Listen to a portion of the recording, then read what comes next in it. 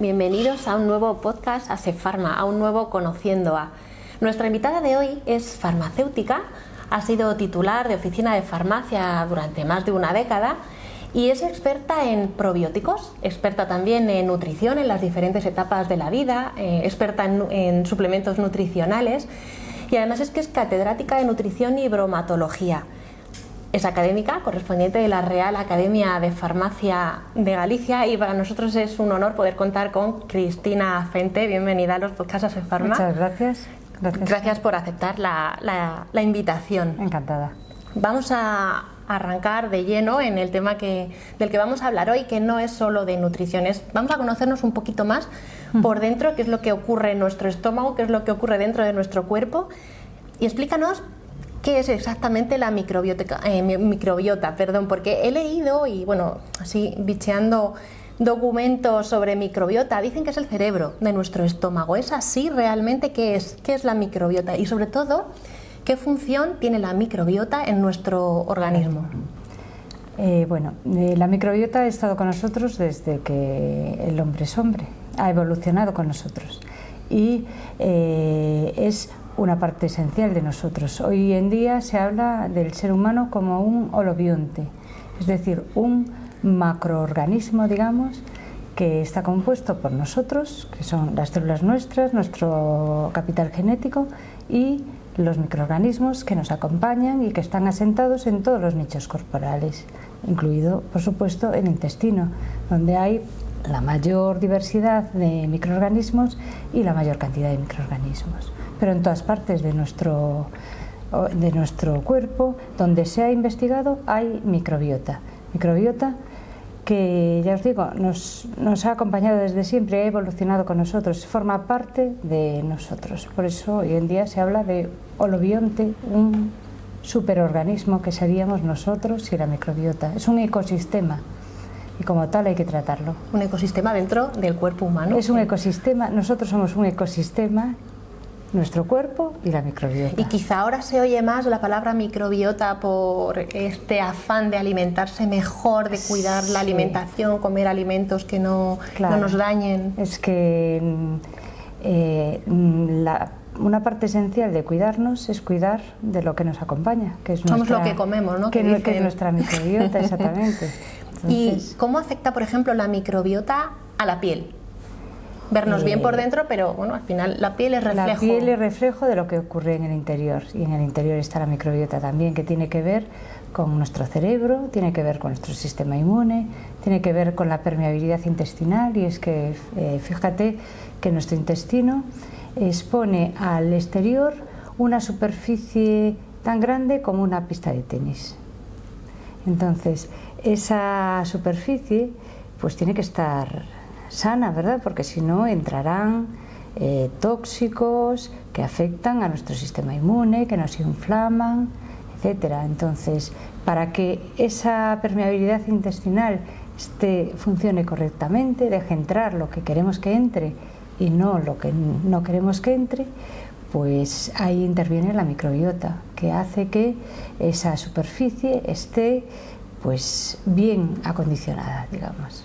Se habla mucho de microbiota y ahora que has mencionado, se nos puede inflamar el cuerpo en general, el sistema digestivo, el estómago, la tripa, hinchazón abdominal. Se habla mucho de SIBO, todo es SIBO, todo el mundo tiene SIBO, está un poquito inflamado y no ya todo, es SIBO. No todo es SIBO. SIBO es una condición particular que es un sobrecrecimiento bacteriano en un sitio que es el intestino delgado, donde no tiene que crecer excesivamente la microbiota. ¿Por qué? Porque en esa parte es donde se produce la digestión de los alimentos y la absorción de los nutrientes. Entonces, esa parte del intestino pues tiene que tener un crecimiento controlado de microorganismos. ¿Qué ocurre? Que cuando tomamos muchos inhibidores de la bomba de protones, por ejemplo, mucho omeprazol, muchas cosas de este tipo, lo que estamos haciendo es que el pH de lo que llega del estómago al intestino pues llega con un pH más alto de lo normal. El pH bajo es, digamos, una barrera para que los patógenos no pasen al intestino y también es una barrera para que no crezcan los microorganismos que hay en el intestino delgado.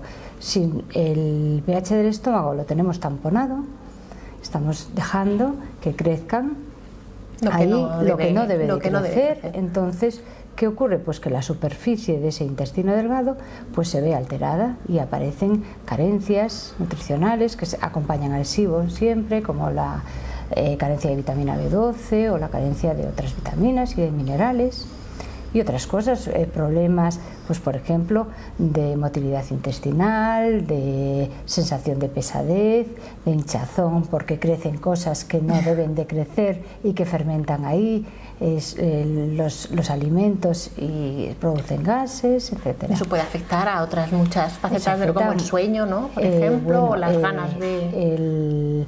El cerebro y el intestino están conectados directamente, conectados con un eje que se llama intestino-cerebro. Y el interlocutor de esa relación, intestino-cerebro, ese eje, es la microbiota.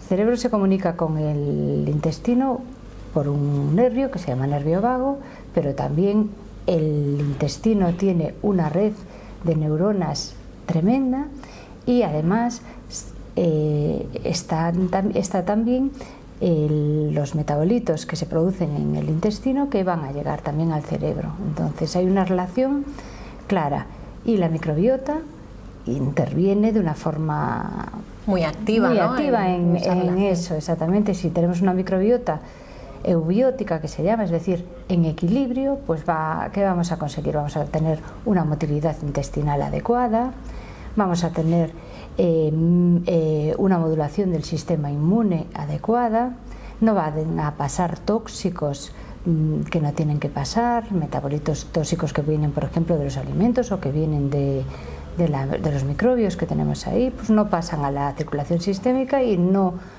como dices tú, no nos inflaman, no se producen problemas en el sistema inmune, reacciones incontroladas, etcétera. Entonces nos alimentamos bien, esa microbiota la tenemos equilibrada, pero también los pensamientos positivos, ahí activos, está, porque ¿no? es que la relación es bilateral, Claro. Es bidireccional, digamos. Entonces, por supuesto, es alimentarnos bien, pero es que es además controlar nuestras emociones, dormir bien, menos estrés, más paseos, etcétera, que van a complicado hacer todo. Sí. Cristina, a nosotros nos gusta ver el vaso medio lleno siempre, entonces la siguiente pregunta te la voy a formular de forma positiva. Muy bien. ¿Cómo de bien cuidamos nuestra microbiota? Bueno, pues ¿cómo de bien? Pues la mayoría de la gente estamos demasiado estresados, como dices tú, no tenemos tiempo para dedicarnos a nosotros mismos, tomamos comida que no sabemos qué es, ultraprocesados que no sabemos lo que lleva, entonces pues eso todo afecta a nuestra microbiota. ¿Qué deberíamos de hacer? Pues en nuestro plato saber lo que hay. Es decir, si nosotros tomamos un alimento que verdaderamente sabemos que es carne, es aceite de oliva, es una verdura que sabemos cuál es, cómo la hemos hecho, eso todo va... Si sabemos qué vamos a comer, Si ¿no? sabemos qué vamos a comer, pues probablemente comamos bien. Pero cuando no sabemos, ¿verdad?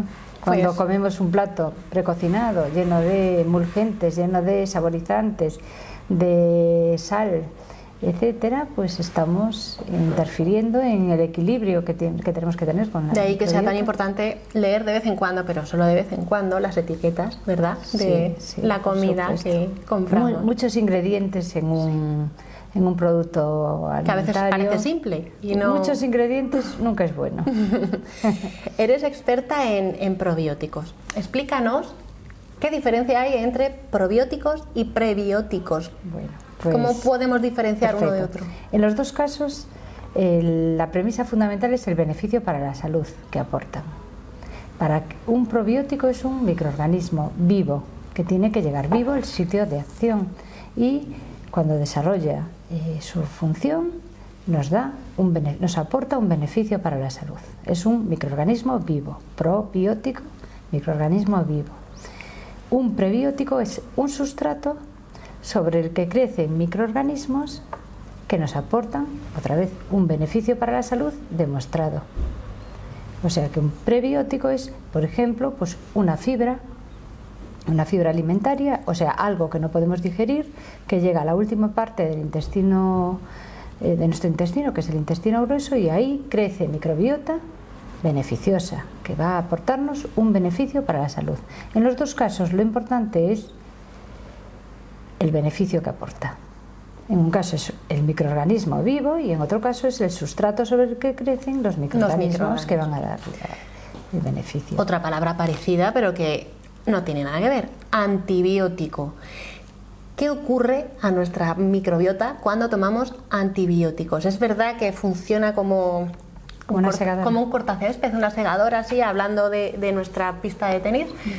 Lo corta todo el césped así del tirón, porque igual que se va lo bueno, se puede ir, bueno, igual que se va lo malo, perdón, se puede ir lo bueno. Tú lo has dicho.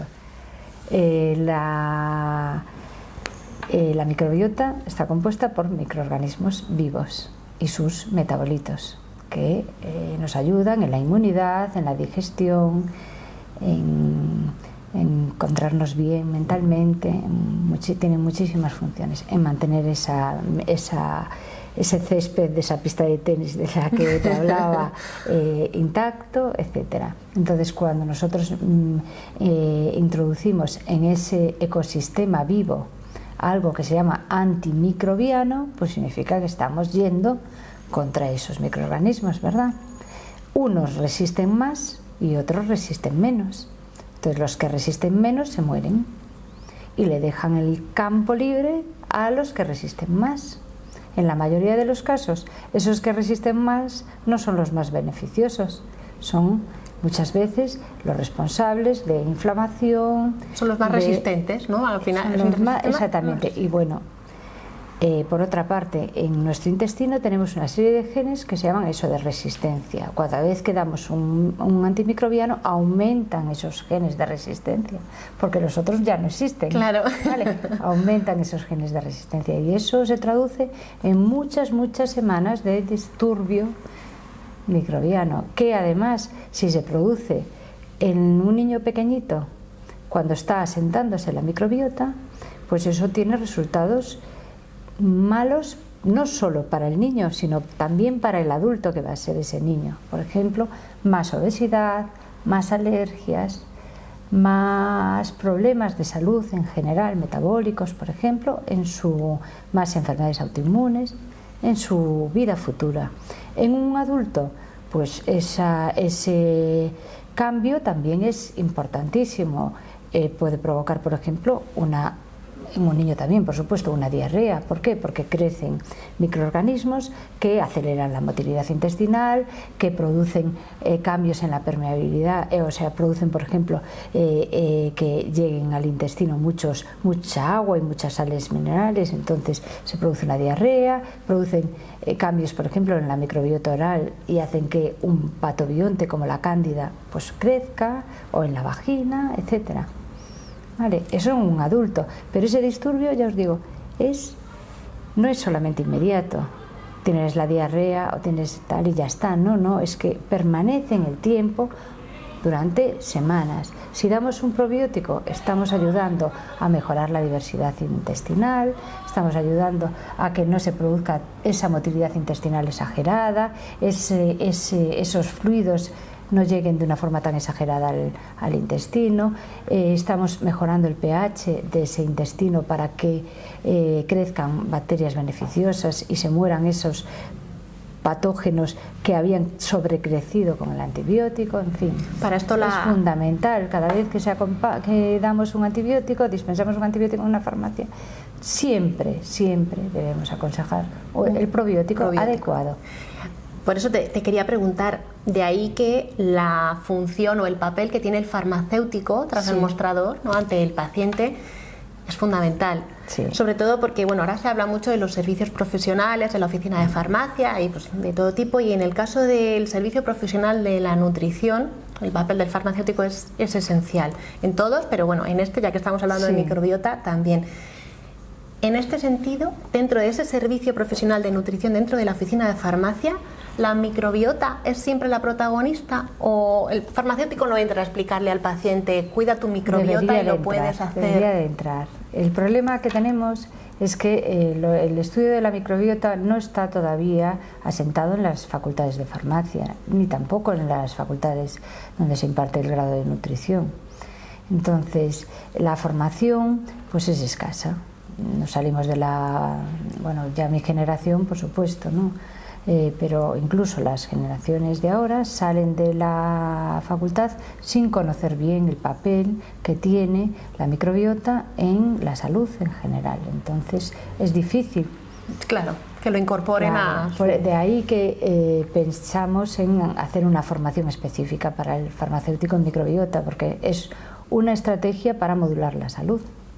Y eso es lo que queremos en la oficina de farmacia, ser útiles y mejorar la salud de nuestros pacientes. Y para eso la microbiota es fundamental. Conocer cuáles son sus funciones, conocer cómo se pueden modular, conocer el impacto que tienen los medicamentos que dispensamos en la farmacia sobre la microbiota, no solo los antimicrobianos, la mayoría de los medicamentos interaccionan con la microbiota, los antidepresivos.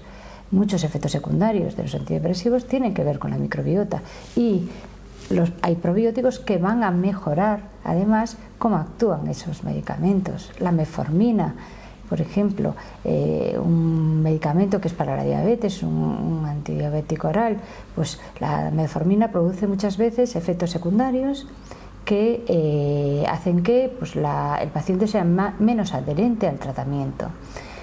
¿Por qué producen esos efectos secundarios? Por el disturbio que producen en la microbiota, la metformina. Entonces, añadiendo a lo mejor un probiótico, ¿qué estamos haciendo? Pues estamos mejorando la adherencia al tratamiento de ese paciente.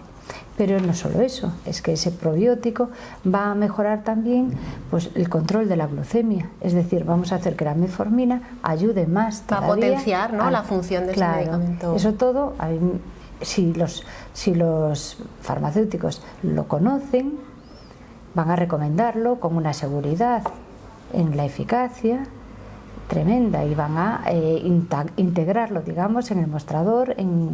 Yo os diría que hay probióticos para la mayoría de los pacientes que entran en una farmacia. Cristina, eres el caso es conocerlos. Una de las fundadoras de Pharma Experts. ¿Qué es esto? ¿Qué es lo que hacéis realmente aquí? Bueno, como decías al principio, yo tenía una farmacia hasta hace poquito y soy profesora de nutrición en la Universidad de Santiago de Compostela y soy también profesora en el máster de microbiota humana en la Universidad de Nebrija. Cuando en la farmacia ya, en el año 17, por ahí, pues me di cuenta, cuando empezaban a llegar todos los productos con probióticos a la farmacia, me di cuenta de que no teníamos ni idea de lo que era eso. Porque esto trae, si no... no teníamos ni idea. Yo misma tengo un problema de salud que me hizo interesarme en la universidad por la microbiota, por la salud infantil, por la nutrición infantil, la leche materna, bueno, todas estas cosas.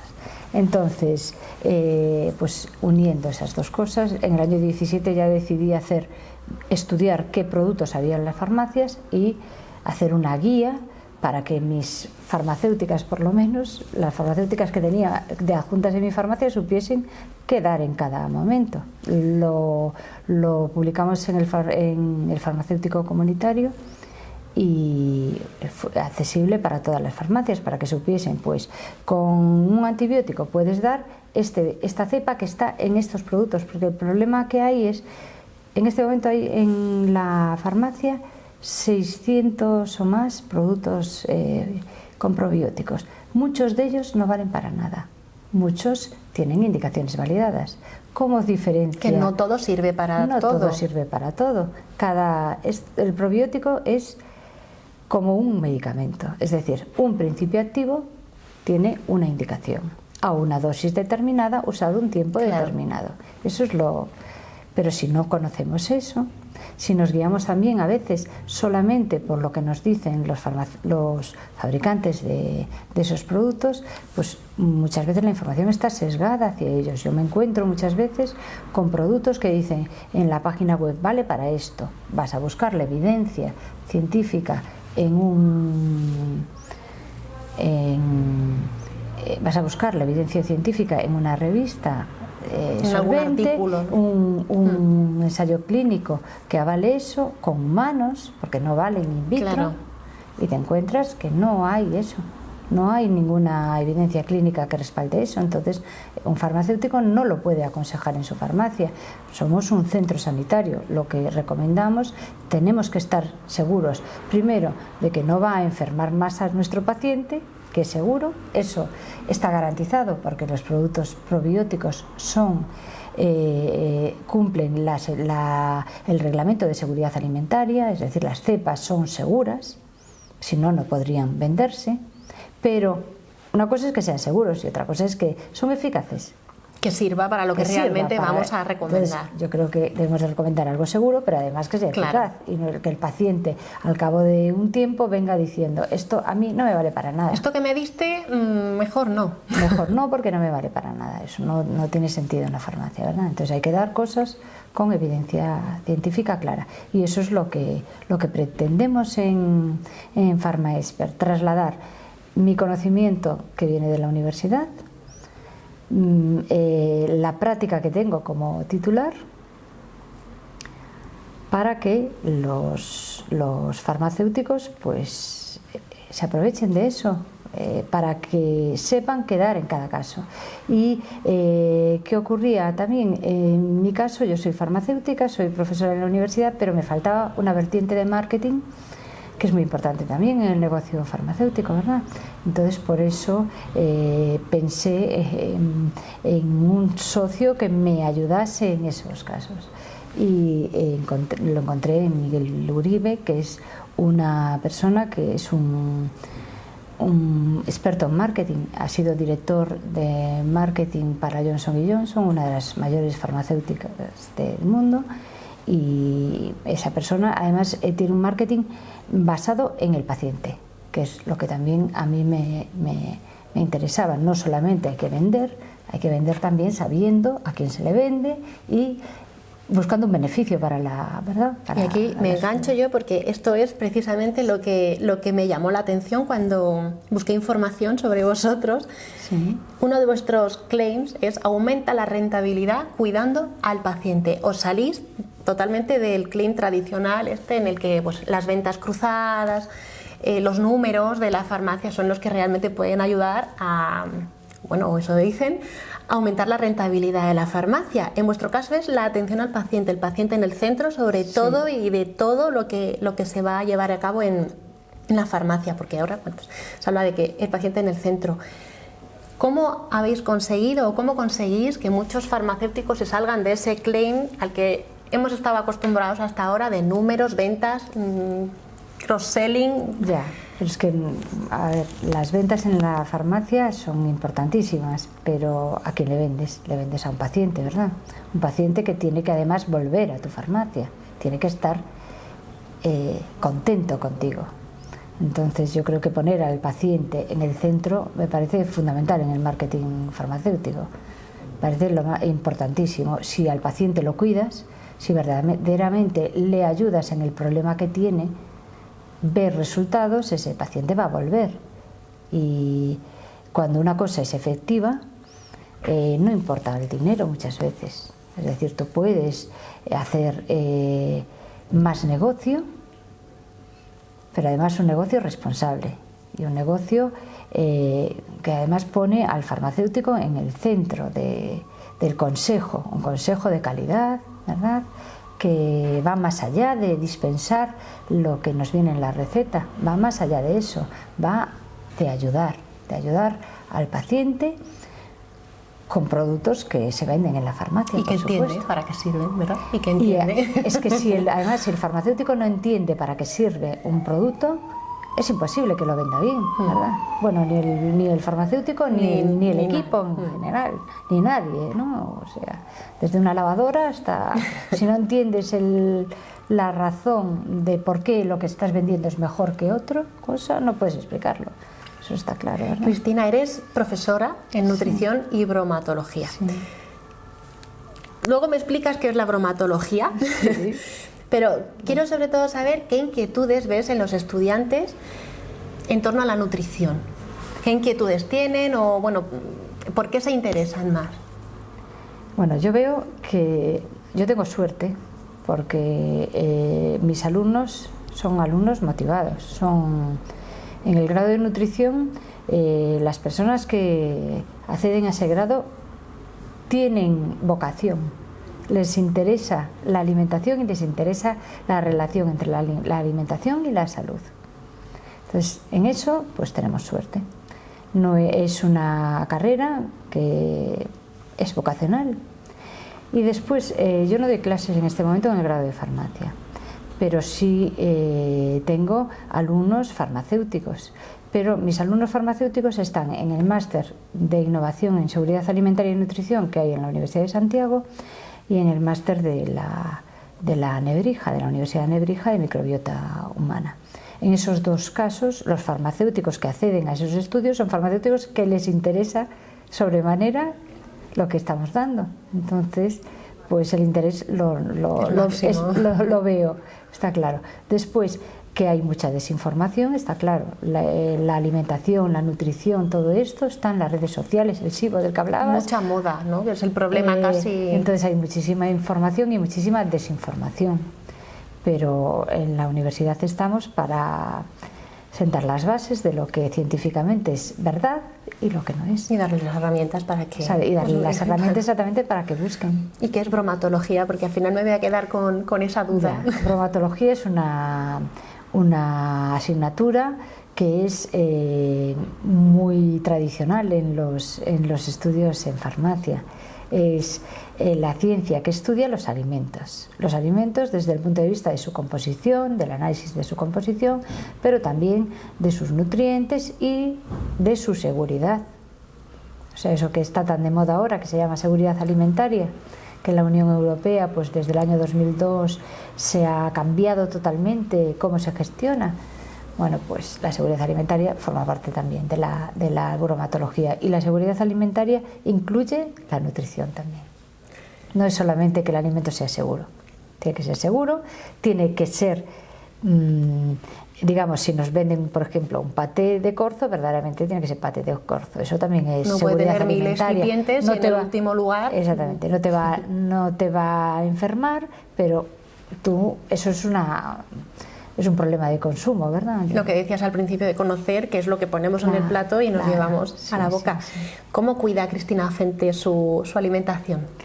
Pues, hemos dicho al principio que no todo es comer, también es moverse, estar activos, ser... En casa lo intentamos, intentamos saber lo que comemos, intentamos comprar de una forma responsable, cocinar en casa, a mí me parece muy importante. ¿Te gusta cocinar?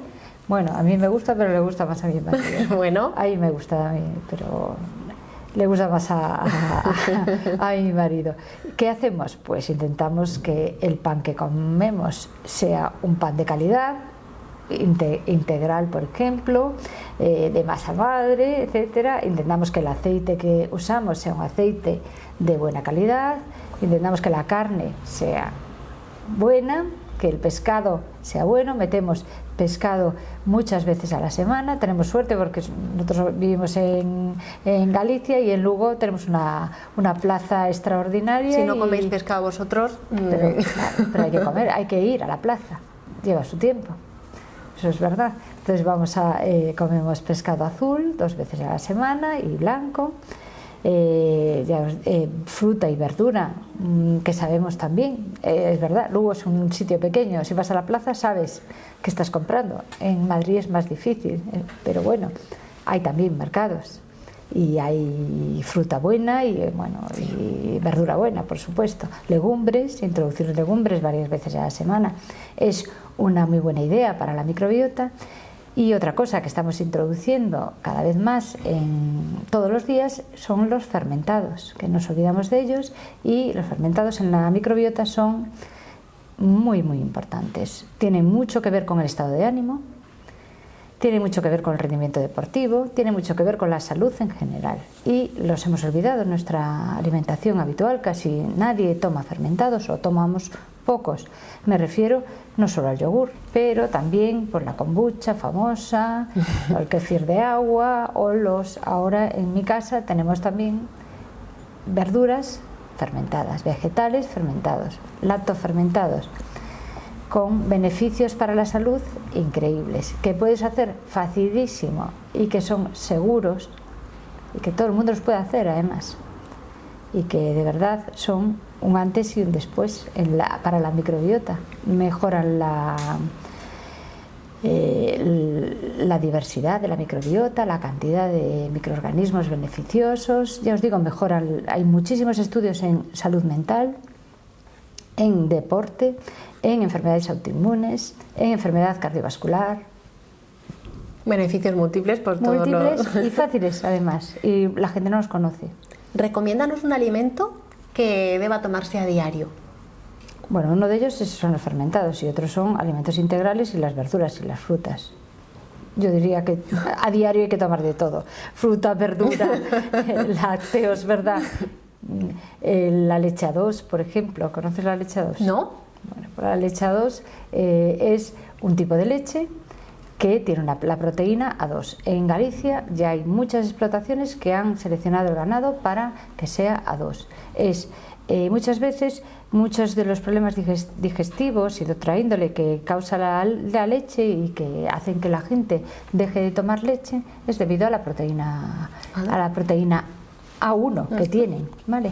Los animales seleccionados A2 no tienen esa proteína, no producen un péptido que es el que causa pues los problemas intestinales, por ejemplo, pero y de otra índole también, ¿eh?